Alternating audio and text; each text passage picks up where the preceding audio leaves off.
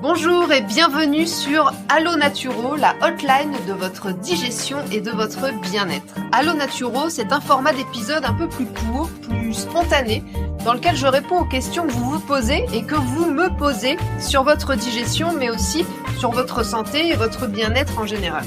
N'hésitez pas à me contacter par mail ou directement sur Instagram si vous avez des questions pour les prochaines fois. Aujourd'hui, je réponds à une question que je reçois, je pense, au moins 10 fois par jour en ce moment. Peut-être du coup que vous vous la posez vous aussi. Comment faire pour ne pas ruiner sa digestion pendant les fêtes? Ok, alors commencez par respirer. On va remettre les choses à leur place immédiatement. Ce qui compte pour votre santé, ce n'est pas ce que vous mangez entre le 25 et le 31 décembre, mais plutôt ce que vous mangez entre le 1er janvier et le 24 décembre. Voilà, passez de joyeuses fêtes. Non, plus sérieusement, arrêtez de vous inquiéter. Vous n'allez pas détruire complètement votre ventre en 3 repas. Vous n'allez pas ruiner votre muqueuse intestinale avec une part de bûche. Il lui a fallu bien plus que ça pour se fragiliser depuis toutes ces années.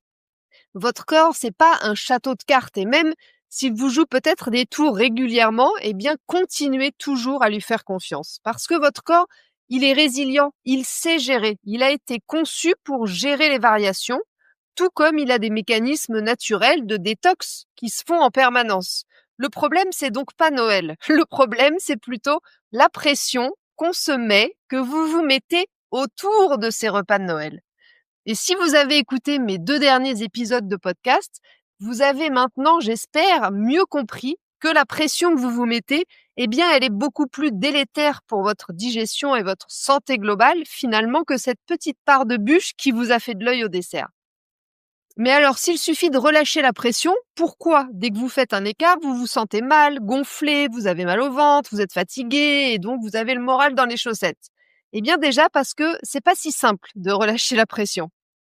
Mais aussi parce que vous avez peut-être pas mal mangé, mais vous avez mangé plus que d'habitude, différemment de d'habitude, plus vite que d'habitude, dans l'excitation d'une conversation. Vous avez peut-être donc moins bien mastiqué. Vous avez peut-être moins dormi, vous avez bu un peu plus d'alcool. Et tout ça, attention, c'est pas un crime nutritionnel, c'est juste la vie sociale, c'est la vraie vie que votre corps devrait savoir gérer s'il était écouté et respecté tout le reste du temps. Par contre, ce qu'il ne sait pas gérer, votre corps, ou en tous les cas moins bien géré, c'est le combo culpabilité, restriction d'après pour compenser et stress par-dessus tout. Donc maintenant, parlons du vrai danger, parce qu'il y en a un, mais il n'est pas là où vous pensez. Le vrai danger, c'est pas le foie gras du 24 décembre, la raclette du 28, la petite coupe de champagne du 31. Le vrai danger, c'est plutôt le cercle vicieux du « j'ai trop mangé pendant les fêtes, alors je vais compenser, je saute des repas ».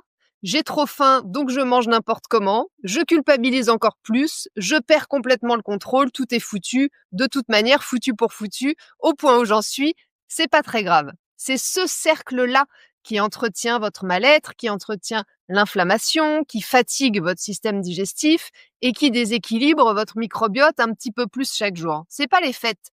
Les fêtes, c'est 3 ou 4 jours, alors que ce cercle-là, il peut durer des semaines, voire des mois. Et votre corps, il n'a pas besoin de ce mode punition. Il n'a pas fait de bêtises. Il a juste besoin, après ces petits écarts, après ces quelques jours un petit peu différents d'habitude, il a besoin de douceur, de retrouver de la sécurité. Et en fait, il a besoin d'un retour au calme. Et ça, c'est pas la même chose.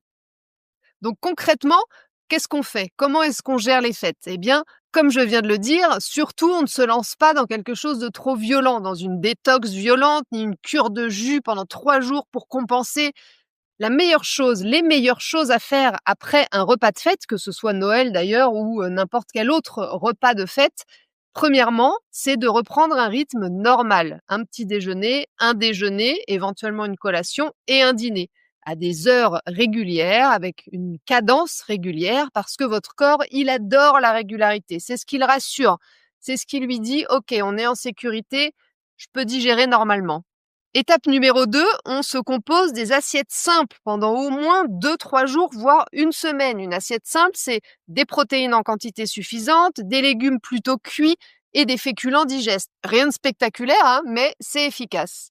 3e étape, on pense à bien s'hydrater. Pas besoin là non plus de partir dans des extrêmes et de boire 3 ou 4 litres d'eau par jour, mais Pensez à boire régulièrement tout au long de la journée parce que votre système digestif et votre corps tout entier, qui est principalement composé d'eau d'ailleurs, eh bien, ils ont besoin d'eau pour éliminer, pour fluidifier, bref, pour fonctionner correctement. 4e étape, on met ou on remet un peu de mouvement dans ses journées. Votre corps, il adore ça, le mouvement. Le mouvement, c'est la vie, c'est les fluides internes et l'énergie qui circulent bien. Donc, une petite marche de 10 minutes après manger, une balade de 30 minutes ou 1 heure en nature. C'est gratuit, c'est simple et c'est super puissant. 5e conseil, on respire littéralement. Juste 3 minutes de respiration consciente dans votre journée. Parce que votre système nerveux, il fait la moitié du job de digestion. Donc, si votre corps est stressé, il ne peut pas digérer correctement, donc il ne peut pas non plus se réparer. Alors, on respire, on se calme et on rassure son corps. Maintenant, pour finir, je voudrais que vous notiez cette phrase. Mettez-la en fond d'écran, je ne sais pas, collez-la sur votre frigo. Mais retenez bien que ce qui compte, ce n'est pas ce que vous faites pendant les fêtes, c'est ce que vous faites quand les fêtes sont terminées, toute l'année, tous les autres jours de l'année. C'est là que tout se joue. Votre corps, il n'a pas besoin de contrôle absolu pendant ces périodes de fêtes et de sociabilité. Il a besoin de cohérence toute l'année. Il n'a pas besoin de perfection, il a besoin de sécurité et de régularité. Voilà, si cet épisode vous a rassuré, je l'espère en tous les cas, peut-être partagez-le autour de vous pour aider un maximum de gens à déstresser avant les repas de fête à venir. Et si vous sentez que vous avez besoin d'un cadre simple, clair, net, précis, pour repartir du bon pied en janvier, eh bien ne ratez surtout pas ce qui arrive. Je donne un webinaire gratuit très bientôt dans lequel je vais vous donner toutes les clés pour retrouver un ventre plat et le maximum d'énergie en 2026. On va remettre de l'ordre dans tout ça, sans frustration, sans extrême et surtout sans culpabilité. Inscrivez-vous à ma news du ventre que j'envoie tous les jeudis pour recevoir les infos ou suivez-moi sur Instagram, les places seront limitées donc restez bien connectés. Et en attendant, eh bien, profitez. Profitez vraiment. Ayez confiance en votre corps, il sait revenir à l'équilibre. Et puis surtout, n'oubliez pas que chaque petit pas compte et que c'est aujourd'hui que vous construisez votre santé de demain. À jeudi prochain!